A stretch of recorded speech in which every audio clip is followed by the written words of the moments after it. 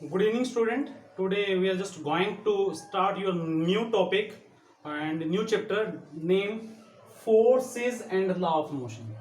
Forces आप सभी पढ़ चुके हैं क्लास में, बड़ा सिंपल तरीके से आपने पढ़ा और आई होप कि आप सभी को थोड़ा नॉलेज भी होगी इसकी। तो बड़े छोटे छोटे वीडियोस बनाएंगे जिसमें आपको नॉलेज हो और मैं आशा करता हूं कि आप सभी इस चीज़ को सीखेंगे और अपनी कॉपी में मेंटेन करेंगे, क्योंकि बेस जो है बहुत ज़रूरी है आपका समझना। तो देखिए फोर्स अब तक हमने पढ़ा, it is a simply push और pull. It is a simply push और पुल क्या है ये पढ़ चुके हो ना, इट इज अ पुश और पुल। बट थोड़ा एडवांस करते हैं। फोर्स क्या है? एक एक्सटर्नल एफर्ट है। हम क्या कह रहे हैं? फोर्स क्या है आपका? एक एक्सटर्नल एफर्ट है। तो हम लिखते हैं कि force is an external effort. Force is an external effort in the form of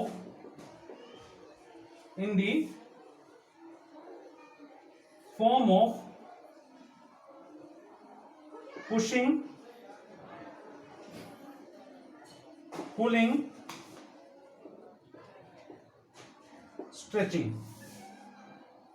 इसके अलावा भी हो सकता है, कुछ कंप्रेसिंग भी हो सकता है, और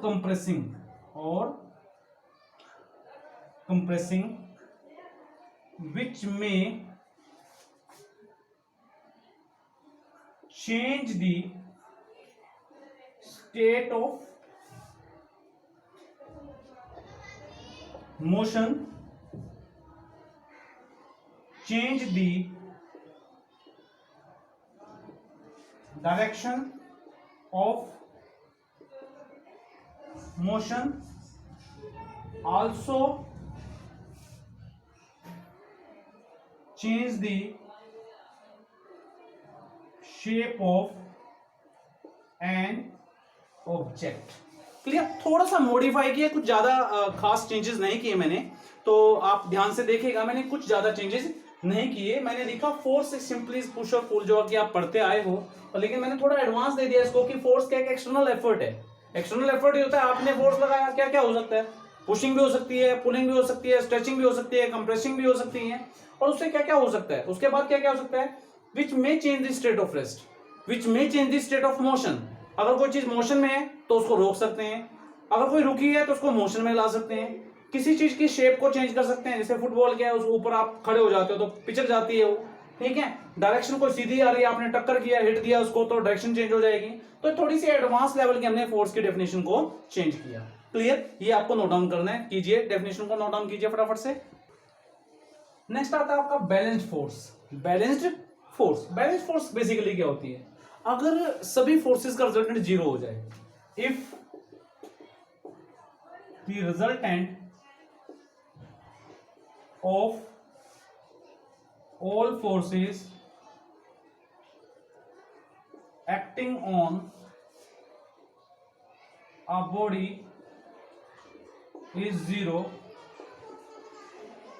then forces involved are called balanced forces। ध्यान से देखिए, बड़ा सिंपल है। इसके लिए एक छोटा सा डायग्राम से समझाऊंगा, बड़ी इजीली समझ में आएगा। मान लीजिए ये एक बॉक्स है,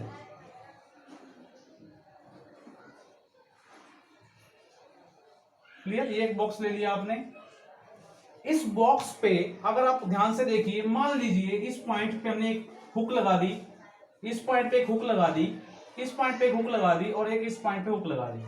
हुक लगाने के बाद हमने इसको यहां पर खींचा, ऐसे हमने इसको यहां पर खींचा, ऐसे हमने इसको यहां पर खींचा, ऐसे हमने इसको ऊपर की तरफ खींचा। फॉर एग्जांपल यहां पर मान लीजिए F1 फोर्स लगी, यहां पर आपकी F2 फोर्स लगी, और यहां पर F3 फोर्स लगी, और यहां पर F फोर्स लगी। मान लीजिए इसका मैग्नीट्यूड आपने बोल दिया 10 न्यूटन है, ऐसे ही इसका मैग्नीट्यूड भी कितना होगा? 10 न्यूटन। मान लीजिए इसका मैग्नीट्यूड 5 न्यूटन है, और इसका भी कितना है? 5 न्यूटन है। क्लियर? अब फोर्स कैसी क्वांटिटी है? थोड़ा दिमाग में डालता हूं आपके। फोर्स कैसी क्वांटिटी है? फोर्स कैसी है? मैग्नीट्यूड भी है इसके साथ, और इसके साथ क्या है? डायरेक्शन भी इन्वॉल्व होती है। इसका मतलब फोर्स एक वेक्टर क्वांटिटी है। कैसी क्वांटिटी है?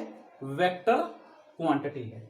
अगर वेक्टर क्वांटिटी है तो डेफिनेटली इसका वेक्टर सम लेके देखते हैं। रिजल्टेंट का मतलब क्या होता है, सभी को एड अप करना, वेक्टर सम लेना। तो वेक्टर सम अगर हम रिजल्टेंट की बात करें, रिजल्टेंट वेक्टर ले इसका, रिजल्टेंट किसके बराबर होगा, मान लीजिए मैंने उसको मान लिया f2, तो f किसके बराबर होगा, देखा जाए f1 vector plus f2 vector plus f3 vector plus f4 vector. अगर इसका मैग्नीट्यूड दें, ये तो वेक्टर सम है, इसको क्या बोलते हैं हम, vector sum. Vector sum, vector sum का मतलब सभी के वेक्टर ले लिया और ऐड कर दिया। लेकिन अगर इसका मैग्नीट्यूड की बात करें तो ध्यान से देखिए क्या होगा, होने वाला क्या है, f1 की वैल्यू कितनी है 10 न्यूटन, तो 10 न्यूटन लिख दिया। फिर f2 किस साइड है, नेगेटिव एक्स एक्सिस की तरफ है। ध्यान दीजिए साइन कन्वेंशन यूज कर रहा हूं, इस साइड पॉजिटिव, इस साइड नेगेटिव, ऊपर की साइड पॉजिटिव, नीचे की साइड नेगेटिव। तो यहां पर प्लस आएगा, प्लस ये वाला प्लस, इसके साथ माइनस का 10, क्लियर। फिर ये प्लस f3 ऊपर की तरफ है, नीचे की तरफ, नीचे की तरफ f4 ऊपर की तरफ है, तो नीचे की तरफ f3 है, f3 कितना आएगा माइनस का, तो यहां पर कितना लिखेंगे -5 प्लस 5, आंसर कितना आएगा, क्या 0 आएगा, नो 0 नहीं आएगा, 0 न्यूटन आएगा, क्लियर। इसका मतलब इस बॉडी के ऊपर कोई भी फोर्स नहीं लग रही, इस बॉडी के ऊपर फोर्स नहीं लग रही, क्योंकि आंसर कितना आ रहा है आपका, टोटल आंसर कितना आया, 0 आया। और अगर फोर्स नहीं लग रही तो हम क्या कह सकते हैं कि ऐसी फोर्स, बैलेंस फोर्स कभी भी स्टेट ऑफ रेस्ट को चेंज नहीं कर सकती, कभी भी स्टेट ऑफ यूनिफॉर्म मोशन को चेंज नहीं कर सकती, कभी भी डायरेक्शन को चेंज नहीं कर सकती। नोट डाउन करेंगे इस चीज को कि अगर फोर्स का रिजल्टेंट 0 आ रहा है, सभी फोर्सेस का रिजल्टेंट 0 आ रहा है, तो उसकी वजह से उसके ऊपर कोई फोर्स नहीं लग रही। इसका मतलब कोई फोर्स नहीं लग रही, तो इसका मतलब हम क्या कह सकते हैं कि बॉडी मूव ही नहीं कर रही। अगर कोई चीज सीधी चल रही तो सीधी ही चलती रहेगी, क्योंकि उसके ऊपर कोई फोर्स नहीं लग रहा, उसकी डायरेक्शन चेंज नहीं हो सकती, क्योंकि उसके ऊपर फोर्स कितना लग रहा है, 0 फोर्स लग रहा है, क्लियर। तो अनबैलेंस्ड फोर्स, इसके बारे में बाद में पढ़ेंगे हम, फिलहाल हमने पढ़ा बैलेंस फोर्स।